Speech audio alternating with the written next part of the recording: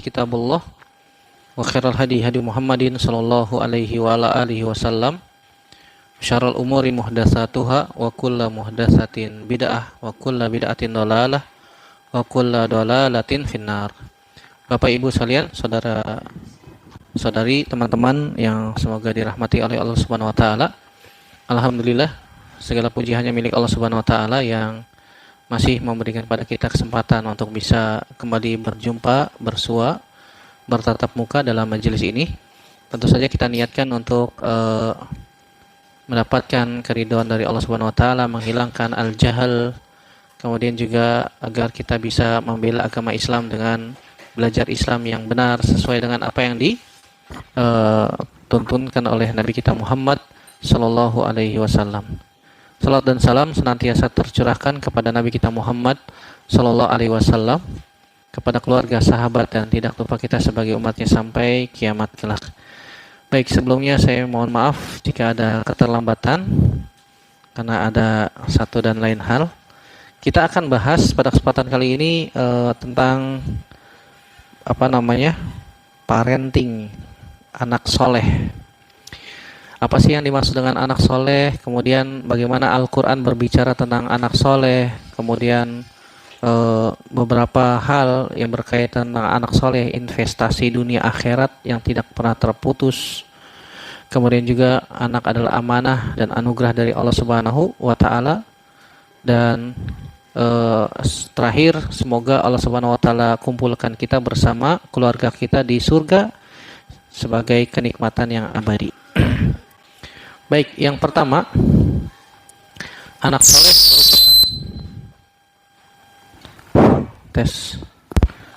anak soleh merupakan investasi akhirat orang tua.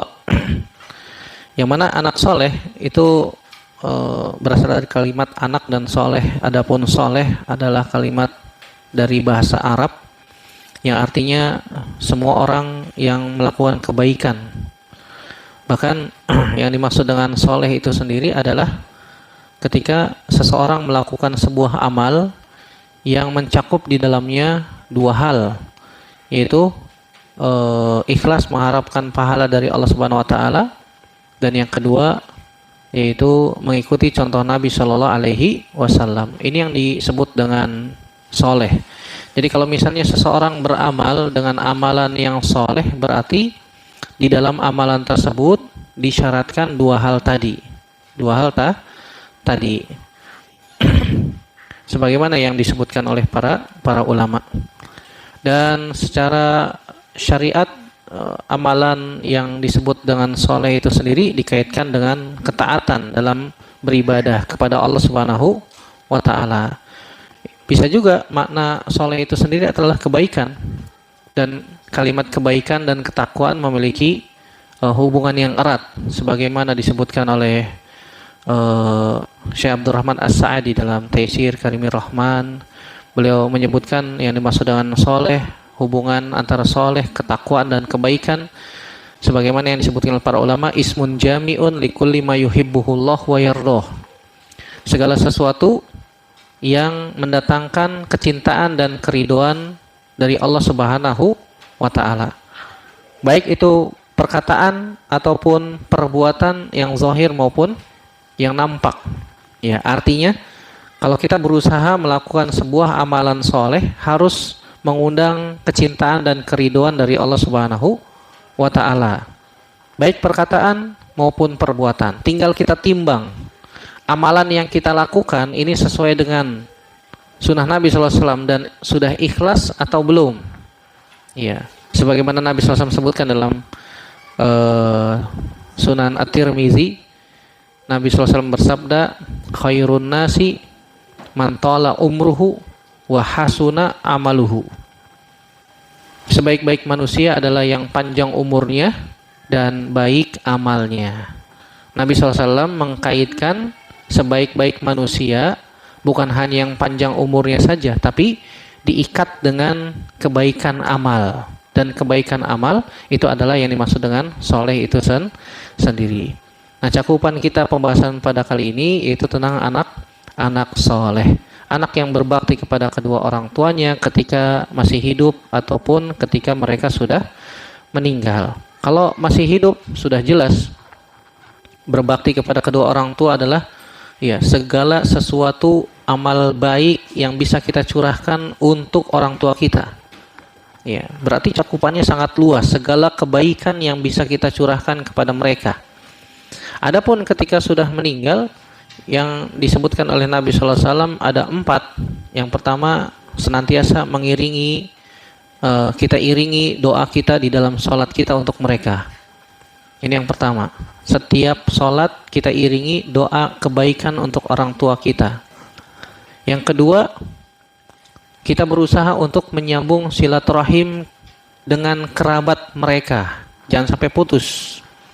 Kadang-kadang kalau orang tua sudah meninggal, kerabat orang tua putus. Anak-anak nggak mau ngunjungin lagi. Kenapa? Karena orang tuanya sudah meninggal, seakan-akan sudah putus. Maka jawabannya ini tanda dia tidak berbakti kepada orang tuanya. Kalau ada saudara yang sering dikunjungi oleh orang tua, walaupun mereka sudah meninggal, kita berusaha untuk menyambungnya kembali. Itu tanda kita bakti kepada orang tua kita, walaupun mereka sudah meninggal. Yang ketiga, menjalankan wasiatnya selama tidak bertentangan dengan syariat. Yang keempat, yaitu kita berbuat baik kepada sahabat-sahabat dekatnya yang soleh. Ya, kalau yang tidak soleh ya khawatir kita terbawa ya. Yang menjadi anak soleh bukan sesuatu yang mudah, tapi bukan berarti sulit untuk dilakukan. Kalau kita ingin mendapatkan anak soleh, maka kita berusaha untuk menjadi anak yang soleh juga untuk orang tua kita. Menjadi orang tua yang soleh untuk anak-anak kita. Jangan sampai kita memiliki keinginan anak-anak kita menjadi anak yang soleh dan soleha, tapi kita nggak berusaha untuk menjadi orang tua yang soleh. Ini sesuatu yang disebut bertepuk sebelah tangan. Bertepuk sebelah tangan. Adapun ayat-ayat dalam Al-Quran sebenarnya banyak berbicara tentang anak soleh. Contoh kita sebutkan di sini 4. Yang pertama surat Al-A'raf ayat 189 sampai 190. Allah berfirman, "Huwallazi khalaqakum min nafsin wahidah." Dialah Allah Subhanahu wa taala yang telah menciptakan kalian dari jiwa yang satu. Wa ja'ala minha zaujaha liyaskuna ilaiha. Kemudian dari jiwa yang satu itu Allah Subhanahu wa taala ciptakan pasangannya agar tenang kepadanya. Falamma taghasyaha hamalat hamlan khafifan famarrat bihi. Falamma athqalat da'awallaha rabbahuma la in ataitana saliha lanakunanna minasyakirin. Falamma atahuma saliha ja'ala lahu syuraka fima atahuma fata'alallahu amma yusyrikun. Ya, dalam surat Al-A'raf surat yang ke-7 ayat 189 190. Iya. Allah Subhanahu wa taala menyebutkan di sini Allah Subhanahu wa taala yang telah menciptakan kita semua dari jiwa yang satu. Ya, dari Nabi Adam alaihissalam. Kemudian Nabi Adam alaihissalam diciptakan oleh Allah Subhanahu wa taala pasangannya yaitu Hawa. Kemudian dari kedua manusia pertama tersebut lahirlah keturunan Nabi Adam alaihissalam sampai sekarang. Dan Nabi sallallahu alaihi wasallam sebutkan bahwasanya istri kita itu Allah Subhanahu wa taala ciptakan dari tulang rusuk kita yang paling atas. Yang paling atas, yang paling bengkok. Ya, yang paling atas, yang paling bengkok. Itulah pasangan kita. Makanya disifati pasangan kita atau istri kita itu bengkok. Maksudnya bengkok apa Ustaz? Kata sebagian ulama suka gibah. Sebagian ulama mengatakan suka gibah. Sebagian lagi mengatakan ya wataknya emang begitu. Ya, tidak bisa dikerasin. Artinya mereka wanita itu butuh untuk diberikan kasih sayang dengan kelembutan. Tidak bisa dikerasin. Kalau ada penyimpangan nggak bisa dikerasin. Kalau dikerasin dia akan jadi patah. Dia akan patah. Kalau dibiarkan, ya ya dia akan tetap bengkok dan akan terus bengkok, akan terus bengkok. Falamma taghasyaha hamalat hamlan khafifan famarrat bihi. Kemudian ketika dicampuri maka istrinya mengandung dengan kandungan yang ringan. Kemudian dalam beberapa waktu ya merasa menjadi berat sehingga keduanya suami istri itu berkata, Rabbahuma, mereka berkata kepada Robnya, la in ataitana sholiha lanakunanna minasyakirin. Kalau seandainya jika engkau memberikan kepada kami anak yang soleh, tentu kami akan menjadi orang-orang yang bersyukur. Falamma atahuma sholiha ja'ala lahu syuraka fima atahuma. Tatkala Allah Subhanahu wa taala memberikan kepada keduanya anak yang soleh, anak yang sempurna, maka keduanya menjadi sekutu bagi Allah terhadap anak yang telah dianugerahkannya kepada kedua orang tersebut. Maka Allah Subhanahu wa taala Maha tinggi dari apa yang mereka persekutukan. Setiap orang tua, dari sini kita bisa ambil faedah, setiap orang tua pasti menginginkan anaknya soleh. Coba antum tanya orang yang suka mabok-mabokan di pinggir jalan, Pak, udah punya anak belum? Iya, kalau dibilang belum, saya masih jomblo forever. Waduh, jomblo forever katanya. Gak mau nikah mas? Ya mau sih, tapi belum ada kesempatan. Baik, kalau misalnya Allah berikan kesempatan kepada anda untuk menikah, anda ingin gak anak anda menjadi anak yang soleh? Mau lah, kan begitu. Secara fitrah, setiap manusia pasti ketika ditanya apakah anda menginginkan anak yang soleh, iya jawabannya pasti. Walaupun itu adalah orang yang buruk sekalipun, pasti dia ingin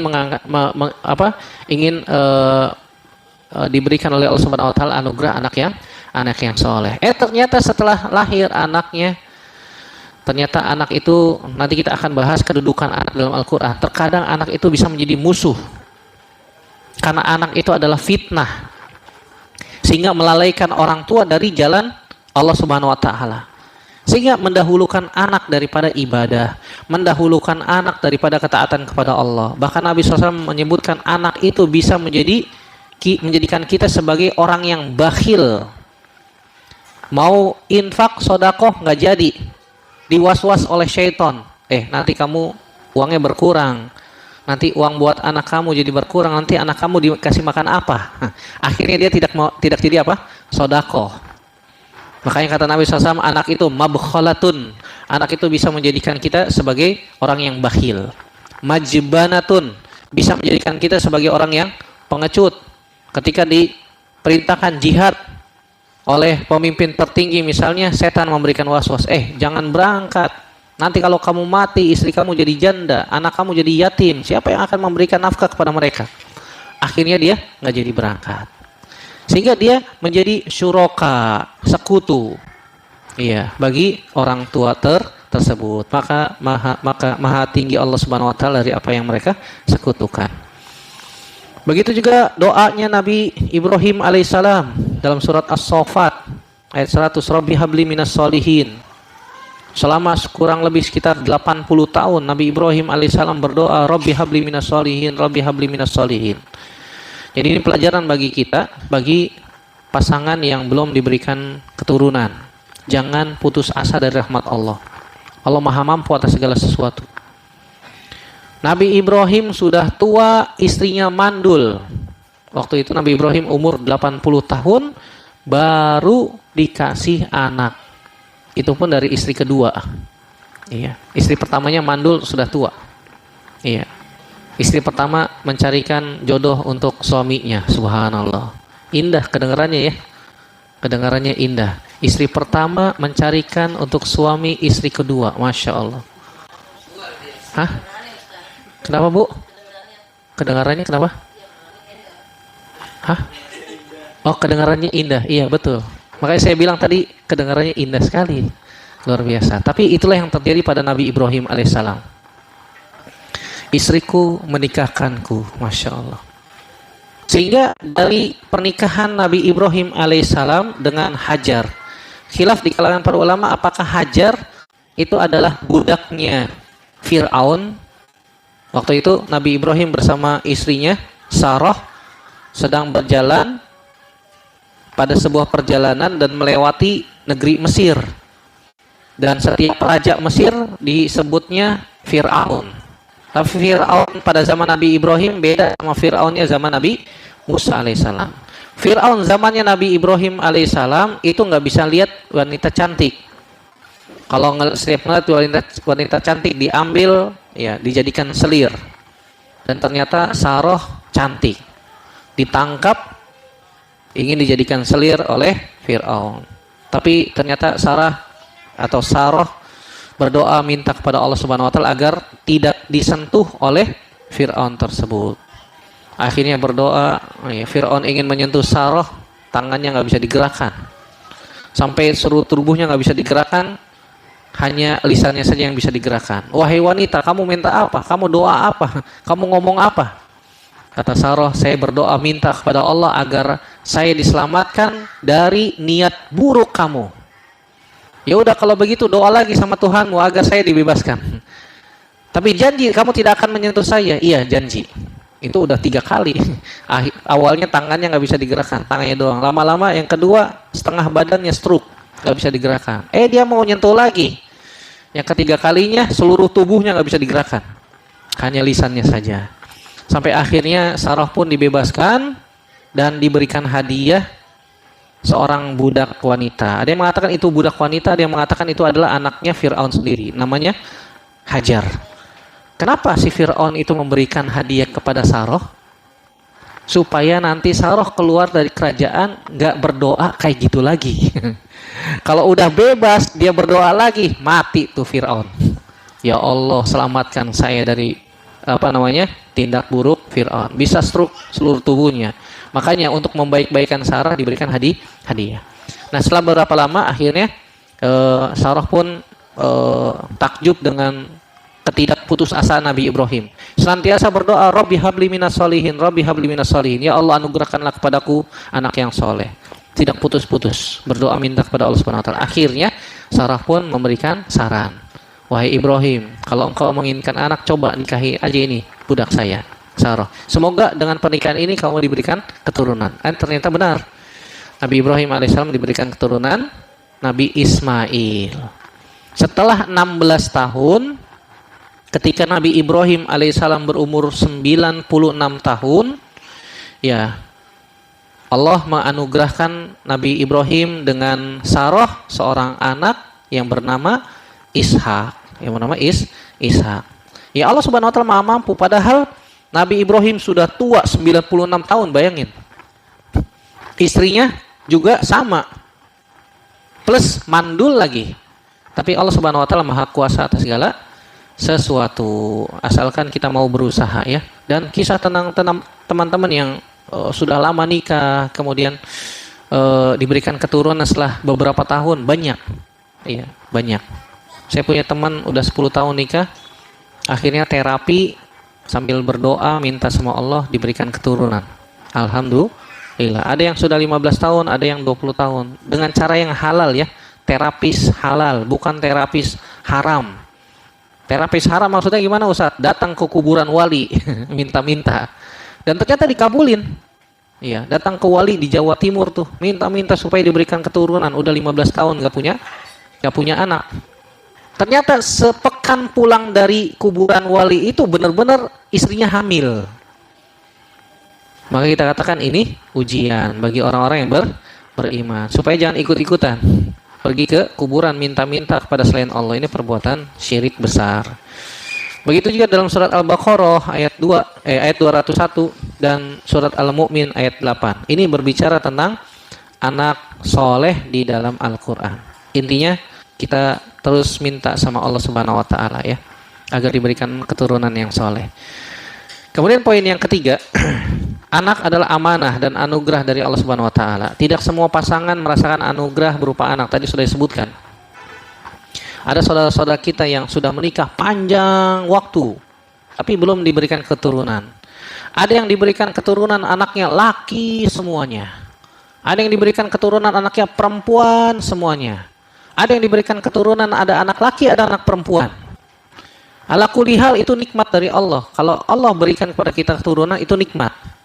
Tapi di dalam nikmat itu ada amanah yang harus kita tunaikan.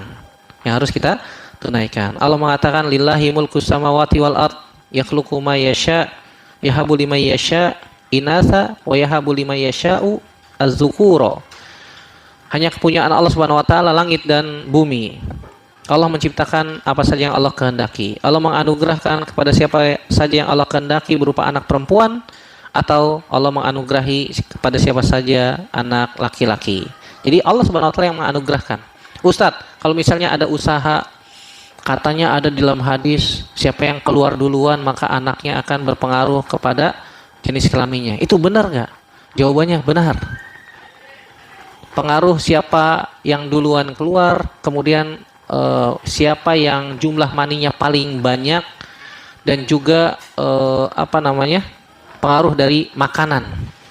Pengaruh dari makanan. Dan ini disebutkan oleh Nabi Shallallahu Alaihi Wasallam. Siapa yang air maninya melebihi pasangannya, maka itulah yang akan menguasai. Yang akan menguasai jenis kelaminnya, maksudnya. Jenis kelaminnya. Artinya Nabi Shallallahu Alaihi Wasallam tidak berbicara dengan hawa nafsu.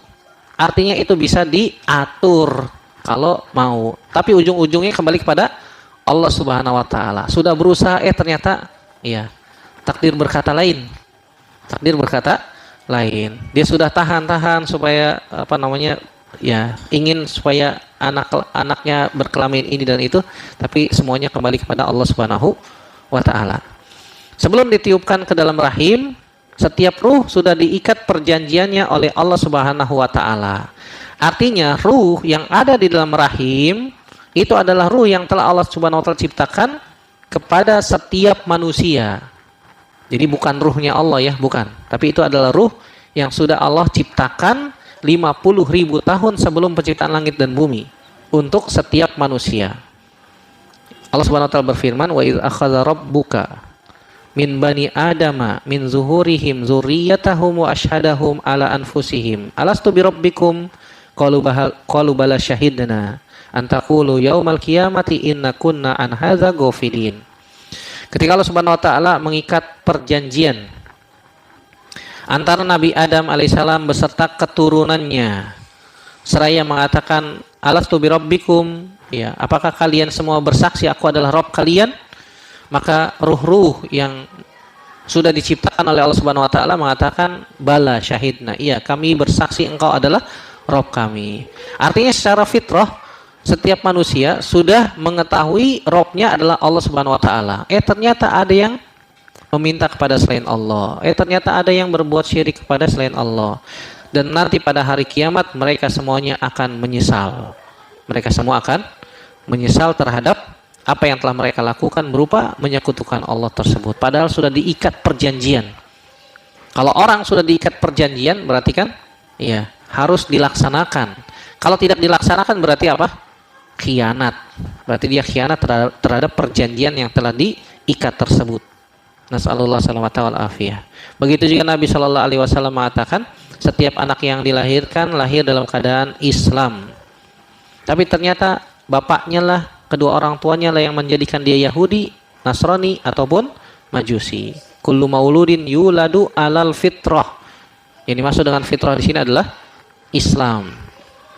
Setiap bayi yang dilahirkan maka dia lahir dalam keadaan Islam. Ustadz, kalau orang tuanya yang Yahudi atau Nasrani, kemudian anaknya dijadikan seperti itu? Jawabannya iya. Walaupun orang tuanya Yahudi ataupun Nasrani ataupun Majusi, kalau ada bayi lahir maka dia asalnya agamanya Islam. Seperti kertas putih yang belum ada coretan, kemudian kitalah yang membuat coretan hitam, merah, biru dan seterusnya. Orang tuanya yang membuat dia jadi Yahudi, Nasrani ataupun Majusi. Terus kalau misalnya dia mati dalam keadaan belum balik, Ustadz, dia masuk surga atau masuk kemana? Maka setiap jiwa manusia yang belum balik, yang tidak ada dosa di dalamnya, maka tentu saja dia diwafatkan di atas fitrah, walaupun penyelenggaraan jenazahnya berdasarkan agama orang tuanya. Pakai peti misalnya, atau ada yang dibakar misalnya, tetap dia jasadnya dikumpulkan oleh Allah Subhanahu wa taala ke dalam surga, menjadi pelayan-pelayan di dalam surga. Wildanun mukhalladun. Ya, Allahu a'lam bishawab. Baik, ini poin selanjutnya yang tadi sudah kita sebutkan, kita singgung sedikit bahwasanya kedudukan anak itu terkadang sebagai penyejuk mata, qurratu ain. Qurratu ain sebagai penyejuk pandangan mata. Bagaimana mungkin Ustaz seorang anak itu bisa menjadi penyejuk pandangan mata? Kalau misalnya dia diperintahkan nurut, ya, senantiasa membantu orang tuanya, tidak merepotkan orang tuanya, itu penyejuk pandangan mata. Anak-anak soleh. Seorang teman bicara di status, dia orang pendidikan juga ya, sebagai balitbang sebuah pesantren terkenal lah. Beliau mengatakan, saya melihat guru-guru yang hidupnya sederhana, yang ngajarnya ikhlas, rata-rata anaknya soleh-soleh. Ini berdasarkan pengalaman beliau. Beliau pernah ngajar hampir kurang lebih 20 tahun di pesantren. Guru-guru yang ikhlas, sederhana, rata-rata anaknya soleh-soleh. Rata-rata, kebanyakan. Beliau nggak bilang semuanya, enggak. Walaupun ada juga anak ustadz, ya, badung juga kan gitu. Jadi tidak menjamin ya. Tapi rata-rata anak-anak guru yang sederhana, gurunya sederhana, nggak banyak macam-macam. Kemudian mengajar ikhlas, rata-rata anaknya soleh-soleh. Ini pengalaman beliau. Nah, ini menjadi penyejuk pandangan mata. Kalau diperintahkan nurut, tidak membuat orang tuanya susah, dan seterusnya. Ya, ini yang kita minta kepada Allah Subhanahu wa taala. Seraya mengatakan, Rabbana hab lana min azwajina wa dzurriyyatina qurrata a'yun waj'alna lil muttaqina imama. Yang selanjutnya sebagai perhiasan dunia. Anak-anak sebagai perhiasan dunia, zinatu al-hayatid dunya. Dan ini menjadi sebuah kebanggaan. Kalau orang menikah punya anak, kebanggaan. Sebagaimana orang-orang Arab dahulu begitu. Apalagi kalau punya anak laki-laki. Kebanggaan luar biasa. Kenapa? Anak laki-laki itu sebagai penerus nasab. Ya, berbeda dengan anak wanita. Anak wanita nasabnya putus, dibawa sama suami. Kalau anak laki-laki, penerus nasab, kemudian bisa dibawa perang, bisa melanjutkan sebagai pemimpin kabilah ataupun suku dan yang lainnya. Itu adalah perhiasan dunia. Perhiasan dunia. Yang ketiga sebagai ujian ataupun fitnah. Terkadang anak-anak itu subhanallah sebagai ujian untuk orang tuanya. Apakah orang tuanya sabar atau tidak? Terkadang orang tuanya sudah berusaha soleh Ustadz, tapi anaknya Masya Allah. Ini gimana Ustadz? Maka kita katakan ini hidayah. Hidayah dari Allah Subhanahu wa ta'ala. Kalau misalnya Allah Subhanahu wa ta'ala belum memberikan hidayah kepada anak kita, sehingga anak kita belum menjadi anak yang soleh, terus tetap doakan dia. Ingat, doakan kebaikan, jangan doakan keburukan. Ya, kisah-kisah tentang masa ini banyak ya. Kemarin viral banyak disebar di medsos tentang Ustadz Farikosim Anus cerita. Ada anak yang dibilangin sama orang tuanya susah, ngebandel lah bahasa kita. Intinya begitu. Akhirnya orang tuanya mendoakan keburukan. Semoga leher kamu patah. Semoga kamu lumpuh. Iya, subhanallah. Doanya buruk. Dan ternyata Allah kabulkan doanya. Anaknya lumpuh seumur hidup. Iya. Ya tentu saja orang tuanya yang nyesel ya. Tapi dengan kejadian itu banyak hikmah yang luar biasa. Akhirnya dia bisa berbakti kepada kedua orang tuanya. Dia bisa meluangkan waktu yang banyak untuk belajar. Yang mungkin sebelumnya tidak ada waktu untuk belajar, berbakti kepada kedua orang tua semampu dia dan seterusnya. Sampai ada jamaah yang bertanya kepada beliau, wahai fulan, kalau Anda punya doa yang dikabulkan oleh Allah Subhanahu wa taala, apa doa Anda? Gimana doanya? Dia nggak minta supaya lumpuhnya disembuhkan oleh Allah Subhanahu wa taala, enggak. Dia ingin agar orang lain dapat mendapatkan hidayah. Banyak yang mendapatkan hidayah melalui ceramahnya dia. Akhirnya dia jadi ini ya, jadi ustadz ya. Jadi ustadz. Ceramah di tempat-tempat yang banyak. Dia berdoa supaya banyak orang mendapatkan hidayah melalui ceramah-ceramahnya dia. Subhanallah. Dia nggak minta kesembuhan. Dia minta supaya orang mendapatkan hidayah. Ini luar biasa. Terkadang seperti itu. Oleh karena itu menjadi pelajaran yang sangat penting bagi kita sebagai orang tua. Jangan sekali-sekali mendoakan keburukan untuk anak kita. Jangan. Doakan kebaikan. Walaupun kita keselnya luar biasa. Namanya anak luar biasa. Ada yang loncat, ada yang lari, ada yang macam-macam. Pulang kerja kepala pening, iya butuh istirahat, anak teriak-teriak, wah luar biasa. Ada yang seperti itu ya, seperti itu. Terkadang diperintahkan lawan dan seterusnya. Ini anak-anak, ujian bagi orang tua. Punya anak 10 pasti ada satu anak yang bandel. Punya anak 5 pasti ada satu yang bandel. Punya anak 3 pasti ada satu yang bandel. Punya anak 2, ya mudah-mudahan nggak ada yang bandel lah. Apalagi anaknya cuma satu. Anaknya satu tapi bandel gimana Ustaz? Subhanallah. Udah satu bandel lagi. Ya kita introspeksi diri ya. Kenapa kok anak kita bandel? Jangan nyalahin anak, tapi nyalahin diri kita. Dosa apa yang telah kita lakukan? Kok bisa sampai anak kita begitu? Karena bisa jadi Allah Subhanahu wa taala memberikan hukuman kepada kita dengan cara yang berbeda-beda. Di antaranya mungkin dengan anak. Iya. Sebagaimana pepatah orang Indonesia bilang apa? Buah tidak jauh jatuhnya dari pohonnya. Ya mungkin dulu kecilnya kita begitu. Nggak usah jauh-jauh ya. Dulu mungkin kita kecilnya begitu. Cuma sekarang udah dewasa aja. Ya, sambil mendoakan kebaikan untuk anak kita. Dan terkadang anak sebagai musuh. Kata Allah Subhanahu wa taala, ya ayyuhallazina amanu inna min azwajikum wa auladikum aduwan lakum fahzaruhum. Seperti kisahnya Nabi Nuh alaihissalam. Yang jadi musuh siapa? Anaknya sendiri. Sampai diajak untuk naik ke kapal, kata Kan'an, sa'awi ilal jabal ya'simuni minal ma'. Saya akan naik ke gunung yang akan menyelamatkan saya dari air. Ya, sampai Nabi Nuh alaihissalam, wahai anakku, la asimal yaum, tidak ada yang selamat pada hari ini kecuali yang diberikan rahmat oleh Allah Subhanahu wa taala, kecuali yang naik ke kapal.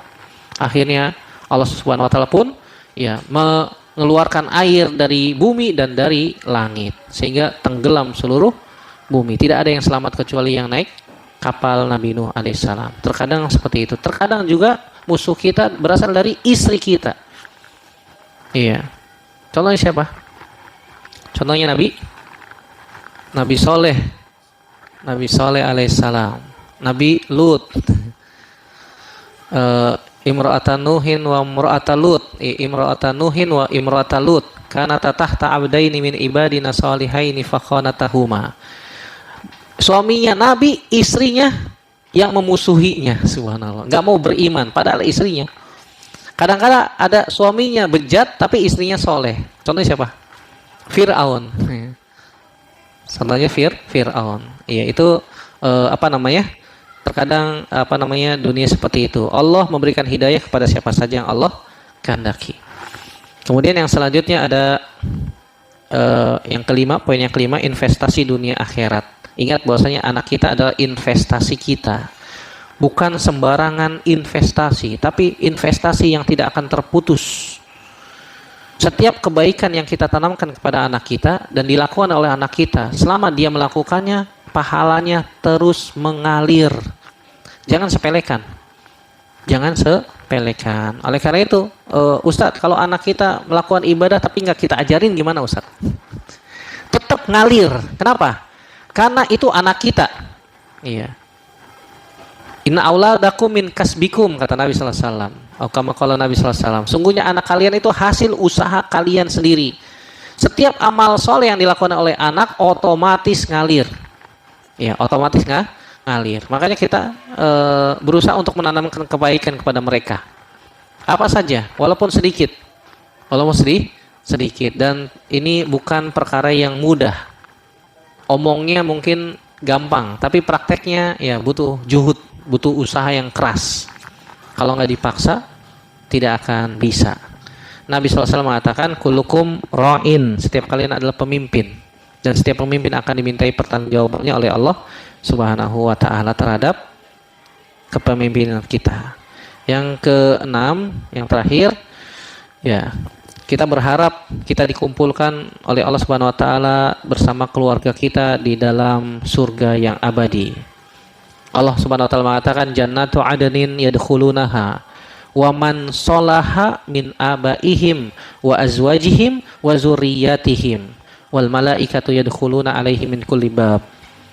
Surga Aden yang dimasuki oleh orang-orang yang soleh dari bapak-bapak mereka, istri-istri mereka, keturunan mereka, dan malaikat-malaikat masuk atas mereka dari setiap pintu. Ustadz, kalau misalnya ada seorang istri atau seorang suami atau seorang istri lah, suaminya meninggal Ustadz, kemudian dia nikah lagi, dia akan dikumpulkan bersama suami yang mana? Suami yang pertama apa suami yang kedua? Iya, khilaf di kalangan para ulama. Intinya ada yang mengatakan dia akan dikumpulkan bersama suami yang terakhir, ada yang mengatakan dia akan dikumpulkan bersama suami yang paling soleh di antara keduanya. Makanya Allah Subhanahu wa taala mengatakan, waman solaha min abaihim, yang paling soleh di antara keduanya mana, maka itu akan menjadi pasangannya dia yang akan dikumpulkan bersamanya di dalam surga kelak, kalau istrinya masuk surga, kalau istrinya masuk surga. Dan kita berharap pasangan kita juga bisa masuk surga bersama kita, saling mendoakan antara satu dengan yang lain, saling berusaha memberikan motivasi untuk senantiasa beribadah kepada Allah Subhanahu wa taala agar diberikan anak-anak yang soleh dan seterusnya. Kita dan keluarga kita kelak semoga bisa berkumpul di surga Allah Subhanahu wa taala yang penuh dengan kenikmatan sebagaimana yang Allah janjikan. Amin ya rabbal alamin. Sebagai penutup, ingat bahwasanya anak merupakan nikmat dan karunia Allah yang Allah berikan kepada siapa saja yang Allah kehendaki. Tapi ya, akan menjadi karunia bagi seorang hamba di kehidupan dunia dan akhirat jika anaknya benar-benar anak yang soleh. Dan anak yang soleh bisa diusahakan, bisa jadi tadi sudah disebutkan, kita sudah putus asa Ustadz untuk memerintahkan anak saya untuk sholat. Terus jangan putus asa, nggak boleh putus asa dari rahmat Allah, nggak boleh. Bisa jadi anak itu akan mendapatkan hidayah setelah kita meninggal, kita nggak tahu.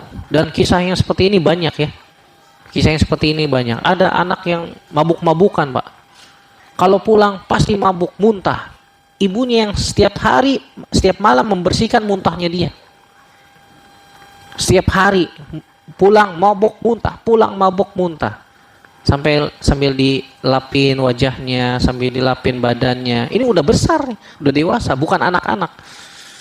Nah, udah taubat nak, sholat yuk. Iya, ibunya luar biasa sabar. Sampai akhirnya ibunya sakit parah, nggak ada yang merawatnya. Anaknya begitu, cuma anak tunggal, anak satu-satunya, badung lagi.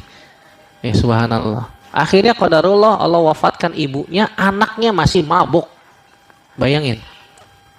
Ketika dia pulang nyariin ibunya mana, biasanya rumah rapi, ya dia bangun muntahannya dia udah nggak ada, udah bersih, bajunya dia udah rapi, udah dilapin. Dia bangun tidur, kok nggak ada yang lapin saya. Ternyata ditanya, mana ibu saya? Masya Allah, kamu ini luar biasa, begini dan begitu. Anak durhaka kan, udah seterusnya. Tetangganya bilang macam-macam sudah. Akhirnya dia nangis sejadi-jadinya sudah. Sampai Allah Subhanahu wa taala berikan hidayah ke dalam hatinya. Tobat, benar-benar tobat, ditinggalkan kebiasaan dia yang dahulu dia pernah lakukan. Akhirnya dia pun mulai rajin sholat, mendoakan orang tuanya dan seterusnya. Bisa jadi hidayah itu datang ketika kita sudah wafat. Ya, dan kisahnya banyak ya. Kalau kita bongkar satu persatu, panjang waktu. Demikian pembahasan kita secara singkat, semoga bermanfaat dan bisa menjadi inspirasi dan juga bisa menjadi bagi kita motivasi agar kita senantiasa semangat ya, berusaha untuk mencetak anak-anak yang soleh di rumah ataupun di sekolah. Kita berusaha untuk menanam kebaikan di mana saja kita berada. Faman ya'mal mithqala dzarratin khairan yarahu, wa may ya'mal mithqala dzarratin syarran yarahu. Maka ini akan benar-benar nyata, kita akan nikmati hasilnya nanti ketika kita bertemu dengan Allah Subhanahu wa taala. Semoga dimudahkan, semoga Allah Subhanahu wa taala berikan kepada kita semuanya anugerah anak-anak yang soleh, dan kita diberikan kekuatan, kemampuan untuk bisa berusaha mendidik anak-anak kaum muslimin menjadi anak-anak yang soleh. Ya amin ya rabbal alamin. Wassallallahu ala nabiyina Muhammadin wa ala alihi washabbihi wasallam. Nah, ada pertanyaan? Silakan Bu.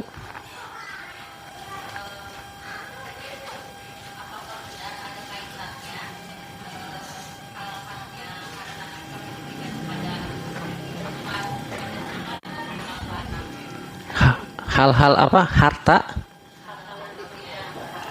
Hal yang diberikan kepada anak berpengaruh kepada sifat dan perilaku anak.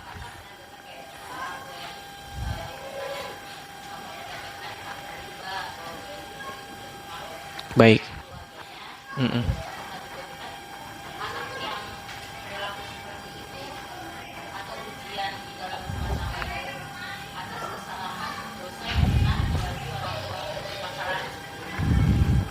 Baik, cukup. Baik, secara singkat saya jawab iya.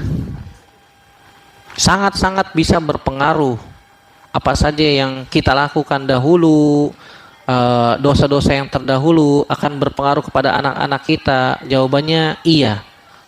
Cuma sekarang kalau sudah berlalu gimana Ustaz? Taubat. Karena taubat itu bisa menghancurkan, menghapuskan dosa-dosa yang telah lalu, sambil islahul amal, memperbaiki amal dan banyak istighfar. Begitu juga makanan-makanan yang kita berikan kepada istri kita, anak-anak itu pengaruh kepada sifat-sifat mereka, karakteristik mereka. Jangan sampai kita memberikan kepada istri dan anak-anak kita dari harta yang haram. Iya, dari harta yang haram. Maka itu akan berpengaruh. Tiba-tiba anak itu akan membangkang. Kenapa? Makanya para ulama mengatakan kalau ternyata kita dapati istri kita, anak kita, kendaraan kita tiba-tiba ngambek, ya, tiba-tiba mogok, tiba-tiba bantah, maka mereka langsung tunjuk ke diri mereka sendiri. Dosa apa yang telah saya lakukan? Kok bisa istri saya ngebentak saya? Kok bisa anak saya disuruh ngebangkang? Kok bisa kendaraan saya tiba-tiba mogok? Dosa apa yang telah saya lakukan? Ibunya Imam Bukhari, Muhammad bin Ismail bin Ibrahim al-Bukhari al-Ju'fi, pernah ditanya sama sahabat-sahabatnya Imam Bukhari, wahai ibu, kok bisa punya anak kayak begitu? Sekali lihat langsung hafal dan gak lupa. Pernah dites 100 hadis beserta sanadnya, sekali dengar langsung hafal, langsung dikoreksi kesalahannya. Ini bukan manusia biasa nih. Coba dong ibu, tipsnya apa? Tipsnya apa? Kok bisa punya anak kayak begini? Apa kata ibunya Imam Bukhari? Demi Allah, saya tidak pernah memberikan makanan kepada Muhammad dari harta yang haram. Dari harta yang haram. Harta yang haram akan berpengaruh kepada hati. Orang belajar susah itu karena hatinya bermasalah. Hatinya belum siap. Apalagi yang dipelajari adalah agama Islam. Agama Islam cahaya. Cahaya itu tidak akan bisa nembus ke dalam sebuah hati yang hitam karena penuh dengan dosa. Ya. Sebagaimana tanaman tidak akan bisa tumbuh subur di tanah yang gersang, nggak bisa. Makanya Nabi Shallallahu Alaihi Wasallam mengatakan, menceritakan ada seorang laki-laki as'atha akbar, yamuddu yadayhi ila sama, ya Rob, ya, mashrabuhu haram, wa malbasuhu haram, fa ana yustajabu lidzalik. Ada orang, kata Nabi Sallallahu Alaihi Wasallam, sedang safar, dalam keadaan safar panjang, rambutnya kusut, ya. Kemudian dia mengangkat kedua tangannya seraya mengatakan, ya Allah, ya Allah. Dia berdoa, tapi ternyata pakaiannya dari yang haram, makanannya dari yang haram, minumannya dari yang haram, dia kenyang dari yang haram. Fa anna yustajabu lidzalik. Bagaimana Allah akan mengabulkan doanya? Padahal dia sudah memiliki sebab-sebab dikabulkannya doa. Tapi ternyata iya, dia makan dari yang haram, itu bisa mencegah. Nah, kalau misalnya ternyata kita memberikan anak-anak kita makanan yang haram, dalam tanda kutip ya. Iya, artinya Mungkin terkadang istri nggak tahu karena istri hanya tinggal menerima dari suami, kan begitu. Makanya istri yang soleh senantiasa mengingatkan kepada suaminya, wahai suamiku, iya, saya masih bisa sabar hidup dalam keadaan miskin. Tapi ya, hati ini tidak akan sabar menerima hasil dari yang haram. Iya, pernah nggak ngomong gitu sama suami, Bu? Kayaknya belum pernah kayaknya, Bu ya. Karena saya yang kerja, Ustadz. Iya, suaminya juga kerja. Kita berangkat bareng kan gitu. Iya, subhanallah. Artinya ya mungkin wanita yang soleh itu akan mengingatkan suaminya, wahai suamiku, ingat, jangan cari yang haram, cari yang halal. Terkadang suami yang kerja di sebuah tempat instansi mungkin banyak syubhat, apalagi di pelabuhan, instansi-instansi yang ladang hijau, ladang basah, banyak sekali harta-harta yang mungkin ya di situ ada syubhat yang kita tidak tahu itu hukumnya apa.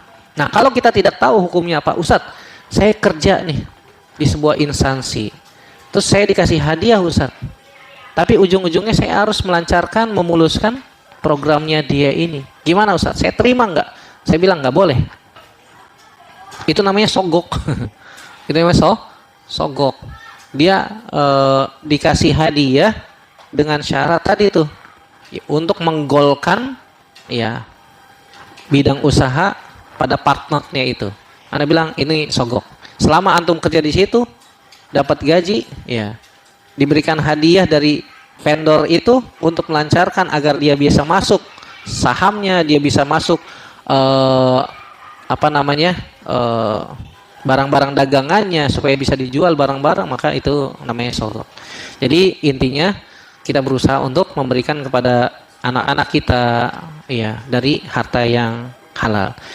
Jangan sampai kita memasukkan ke dalam perut mereka ya bara api neraka. Nah, wallahu taala alam bissawab. Nah, cukup 1:30.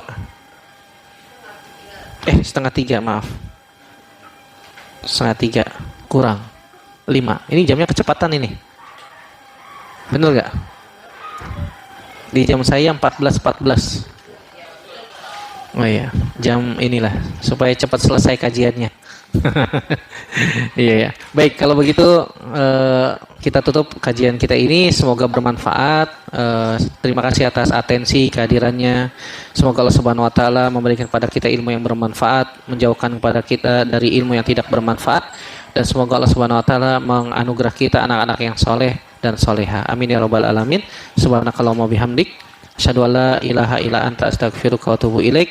Wassalamualaikum warahmatullahi wabarakatuh.